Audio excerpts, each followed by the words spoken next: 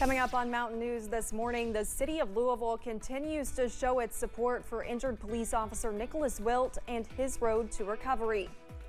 And we learn more about the effort an Eastern Kentucky Sheriff's Office is taking to bring comfort to kids who were impacted by tragedy. Dedicated to Eastern and Southern Kentucky, this is WYMT Mountain News This Morning. Good morning, I'm Olivia Calfee. The time is now 5:34 on Thursday, June 22nd. Now let's check in with Brandon Robinson for a look at your forecast this morning. Now, Brandon, we've seen a lot of rain this week. If you don't already have a raincoat or an umbrella in your car, it's probably not a bad idea to grab one on your way out the door this morning. Listen, I put one in the car when we left for Cleveland on Monday, and I was like, well, might rain up there. Not Gorgeous a bit. weather. It was hazy, though. It was hazy the Okay. whole trip because they were closer to Canada. So, Yeah. again, those wildfire smoke still coming down through there. But I think down here today, it's going to be mainly cloudy skies and rain chances back into play. I did not bring the rain back with me this time. I left the sunshine up north. All right, let's see what's going on out there this morning. Jenkins, US 119, dry for the moment there at the intersection of US 23 going up the mountain into southwest Virginia. Temperatures over in southwest Virginia, generally in the 50s. Pikeville, Prestonsburg, and then Logan over in West Virginia also joined them. Moorhead there as well. Everybody else is basically in the 60s this morning. Hazard also in the upper 50s, but close to 60 there to start off the day. Day planner, rain chances are going to pick up as we head throughout the daytime hours, especially around this afternoon, going into the early afternoon and early evening hours. So kind of keep an eye out for that. Rumbles of thunder possible, and some of that rain could be heavy at times, around 72 for a daytime high. Olivia? All right, thank you, Brandon. The Louisville Metro Police Foundation held a fundraiser at Shack in the Back Barbecue last night for Officer Nicholas Wilt. He is in rehab after being shot in the head during the Old National Bank shooting. The fundraiser featured officers getting in a dunk tank. Organizers say they are always looking for new ways to bring people out to support the injured officer. There's been several different fundraisers throughout the city for Officer Wilt, so we're trying to think of something whimsical and fun. And it's summertime, the heat's coming up, a lot of pools aren't around anymore, so like dunk a cop. That would be cool to get the community to come out to engage with law enforcement. 15% of all the money raised from the dunk tank are going to Officer Wilt's family. The Floyd County Sheriff's Office is providing plushies to kids in the midst of crisis. The Little Bear plushie honors Deputy Oliver Little, who died of COVID-19, and Deputy William Petrie, who was killed during the Allen attack nearly 1 year ago, while the stuffed dog honors Drago, who was also killed during the ambush. The toys are given out when deputies respond to troubling calls where children are present. I've gave out several of the bears.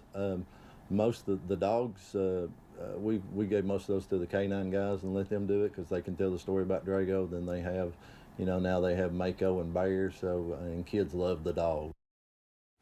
The program is grant funded, working with Mountain Comprehensive Care Center's Juvenile Intervention Services Program. A Central Kentucky Police Department recently shared a post telling drivers to be mindful of what they put on their cars. Safety is on many people's minds these days, and Georgetown Police Officer Josh Nash says choosing the wrong bumper stickers could potentially be dangerous. Criminals who are looking for opportunities to commit theft, they'll take those things and use that to kind of plan out what their next move is. Nash also says the more personalized the decals are, the more dangerous they are capable of being. But not all stickers are deemed unsafe. He advises that when picking decor for your vehicle, to make sure it is something that does not apply to your personal life. Last summer's flooding added a big challenge for some educators in Eastern Kentucky. The Buckhorn School was heavily damaged just weeks before classes were expected to start. Now, 2 of their educators have received the KCTCS Pathfinder Award for their efforts to keep students focused on the future. WYMT's Madison Carmouche has the story. Judy Eversole and Mildred Blank were chosen for the KCTCS Statewide Pathfinder Award this year. That award goes to educators who work with students to help them achieve their higher education goals in any way they can. The class of 2023 is no stranger to hardship, But Blank and Eversole worked hard to make sure their experience was the best it could be. And with this graduating class that just graduated, they didn't get into a traditional high school year. Third freshman year, the school closed down half a year. Sophomore year, they didn't even get to go into the building. Their junior year, they got to go about a half a year. And then they were expecting to be at Buckhorn their senior year. And the flood happened in July, and we ended up here. The students and staff spent the past year sharing A.B. Combs Elementary with Robinson Elementary School students after Buckhorn was destroyed due to the July flood. So me and Judy worked really hard this year to just make sure that they knew that we were still a family. We were still Buckhorn, even though we were at A.B. Combs, we were still Buckhorn. And this above and beyond effort is how they were nominated by HCTC President Dr. Jennifer Linden for the Pathfinder Award. So they were chosen out of 250 nominations for the work that they do with helping their students achieve their dreams every day. Blank and Eversole say they let students know that whatever they need, they will be there to help them. They work with the students to complete college applications. They work with them on financial aid applications. They really help to make sure that they have achieved all the prerequisites that they need for the programs that they're interested in. And they just really work with their students from the time that they start in their freshman year at the high school level all the way to their senior year. The two educators say they have a passion for the work they do, and they are excited to help more students along the way. In Perry County, Madison Carmouche, WYMT Mountain News. Both Blank and Eversole have worked at Buckhorn in some capacity for the past 26 years. Several meetings discussing flood recovery will begin today. The Kentucky River Area Development District is asking for public input at these meetings in Breathitt, Knott, Letcher, and Perry counties. Apple Red is a nonprofit offering legal services to some flood survivors. Directing Attorney Charnel Burton says hopefully they will create a plan to help those still suffering nearly 11 months after the July flood. And together, hopefully, we can point them at whatever resources are available that will meet their needs, or if there aren't any to meet those needs, we can figure out how to get those needs met. What do we need to do? What funding do we need, as a community to be able to meet those needs and get these people back in stable housing again?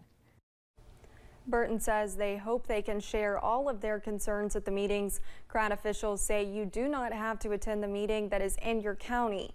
For dates and times, find the story on our website at WYMT.com. In West Virginia, a fire destroyed a much-loved restaurant in Kanawha County at the start of the year. But in the roughly 6 months since, the Dairy Winkle is doing everything it can to reopen its doors. As Matt Lack writes, the much-anticipated grand opening may not be too far away. One drill hole, one pipe, one piece of insulation at a time. The Dairy Winkle is slowly coming back to life. Destroyed in a January fire, owner Carrie Ellison, also known as Paco, says without the volunteers helping him along the way, they wouldn't be this close. I don't know what I'm going to say to them when they come in. I'll be ashamed to ask anybody to pay for a hot dog. One of those volunteers is Larry Skeens, a licensed contractor. Skeens says after the fire, he wanted to make sure Ellison knew that he would be there for him. If you want to rebuild, let me know. I'll help with what I can. He made the decision to rebuild. I came in the following day. Since that day, Skeens and countless other volunteers have jumped in to help. But it's not just your typical volunteers. Ellison says folks have been going far above anything he could have ever asked for. I got a plumbing estimate of $5,500. That guy out there did it for nothing. The electrician, probably between $10,000 or $12,000, $15,000 maybe. He did it for nothing. One day, a guy came by and said he was in the glass business. His kids liked eating here. He had a good year. Here's your windows. This is on top of roughly $50,000 he's gotten from the Kanawha County Commission and donations from the community. And while much of the shop will be brand new, there are a couple things Ellison doesn't want to change. I put it up here before I opened, and it's been up there for 12 years, and it just deserves to go back. And it has It has a few road miles on it, but it gets just enough to give it character. The burgers, hot dogs, and ice cream that everybody in the community loves, Allison is hopeful the Dairy Winkle will be back open in just a couple more months. I'm not going to lie about it. I'll be overwhelmed to see this place back on its feet. A month-long grind, soon coming to an end with treats for all to enjoy. Matt Lackritz, WSAZ News Channel 3, Kanawha County. Ellison says one of the next projects will be building brand new tables for the restaurant. Just ahead this morning, parts of the South are left to once again clean up storm damage as they prepare to deal with extreme heat.